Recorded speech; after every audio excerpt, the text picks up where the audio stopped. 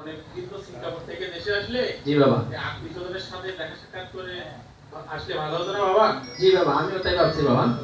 তোমার সিঙ্গাপুর দেশটা কেমন? অনেকের মুখে তো ভালো বলতো, অনেক কথাই শুনি সিঙ্গাপুর সম্বন্ধে। আসলে বাবা, তুমি আজকে আমাকে একটা খুব ভালো প্রশ্ন করেছো। আমিও দেশে থাকতে সিঙ্গাপুর সম্পর্কে অনেক বাজে মন্তব্য শুনেছি, কিন্তু এই কথাগুলি মিথ্যা প্রমাণ হতো না যদি না আমি সিঙ্গাপুরে যেতাম। তার মানে তুমি কি বলতে চাচ্ছ একটু পরিষ্কার করে বলো তো দেখি বাবা। আচ্ছা বাবা, তুমি তোমার রাকিবকে খুব ভালো করে জানো, তাই নাকি? দেখো বাবা, তোমার আজকের রাকিব আর আগেরকার রাকিবের মধ্যে তুমি কি কোনো তফাৎ খুঁজে পাচ্ছ বাবা?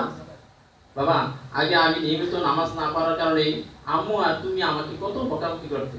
থামো থামো, তুমি না সিঙ্গাপুরে যাওয়ার কিছুদিন পর থেকে নামাজের গুরুত্বপূর্ণ বিষয় সহ আরো অন্যান্য গুরুত্বপূর্ণ বিষয় আমাদেরকে ওটা বোঝাতে। তো বাবা, ও দেশে যারা থাকে তারা কি সবাই নামাজি? না বাবা, সবাই তো নামাজে না পড়ে।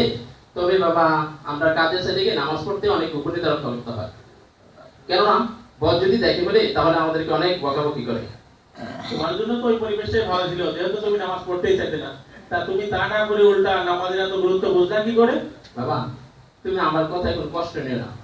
সিঙ্গাপুরে এমন কতগুলি পরোপকারী বাঙালি ভাই আছেন যারা নিজের খেয়ে নিজের পরে প্রবাসী ভাইরা যাতে তাদের কষ্টে অর্জিত টাকাগুলি আজে বাজে মধ্যে খরচ করতে না পারে, সেজন্য তাদেরকে কোরআন হাদিস নিজেদের জ্ঞান ও প্রজ্ঞা দ্বারা এত সুন্দর করে বোঝায় যা কোনো পিতামাতার সন্তানকে এভাবে বোঝাতে পারে না।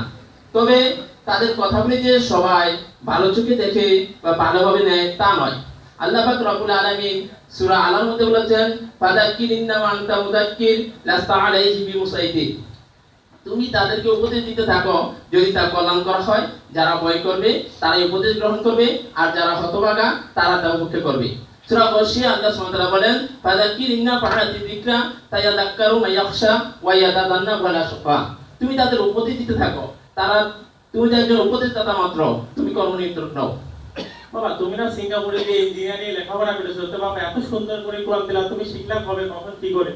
সেই ছোটবেলায় অনেক মারধর করে তোমাকে কোরআন শিখিয়েছিলাম। বড় হওয়ার পরে আর তোমাকে কোরআন নিয়ে বসতে দেখেছি বলে আমার মনে পড়ে না বাবা। শোনো বাবা, যখন বাইরে আমাকে নামাজ পড়ার জন্য এবং কোরআন শিক্ষার জন্য বলতো, তখন আমি অন্যদের মতো তাদেরকে অনেক ফাঁকি ঝুঁকি দিয়েছি। কিন্তু তারা কোরআন এবং হাদিস আরবিতে পড়ে এত সুন্দর করে আমাকে বুঝাতো যে যা দেখে আমি ভাবতে থাকি, আরে তারা তো আমারই মতো এত কঠোর পরিশ্রম করে, আবার সময় মতো নামাজ আদায় করে, আবার মানুষকে সপ্তাহে 3 দিন কোরআন শিক্ষায়। তারা পারলে আমি কেন পারবো না? তারপর বাবা, আমি আস্তে আস্তে নামাজ পড়তে শুরু করি। তারপর ভাইরা আমাকে কোরআন শিক্ষার জন্য বলে, আমি দেরি করে হলেও কোরআন শিখি। জানো বাবা, পবিত্র কোরআনে সূরা কামারে আল্লাহ সুবহানাহু ওয়া তাআলা 4 জায়গায় বলেছেন যে আমি কোরআনকে সহজ করে নাযিল করেছি, কে আসো এ থেকে উপদেশ গ্রহণ করার জন্য। কোরআনের এই আয়াতগুলো আমার কান এবং চোখ খুলে দেয়, আর আমি ভাবতে থাকি আমার চলার পথকে উজ্জ্বল এবং আলোকময় করে দেয়। বাবা, আজকে যে আমি একজন ইঞ্জিনিয়ার, তার পেছনে কিন্তু ওই ভাইদের অনেক অনুপ্রেরণা উৎসাহ রয়েছে। তারা যখন জানতে পারলো আমি এইচএসসি পাস, তখন তারা আমাকে আমার পারিবারিক অবস্থা এবং আর্থিক অবস্থা জেনে আমাকে পরিণতি করতে হওয়ার জন্য বললো, যে ব্যাপারে আমি আপনাকে অনেক বলেছি। কিন্তু দেখো বাবা, অনেক সময় তারা আমাকে অর্থ দিয়ে সাহায্য করছে।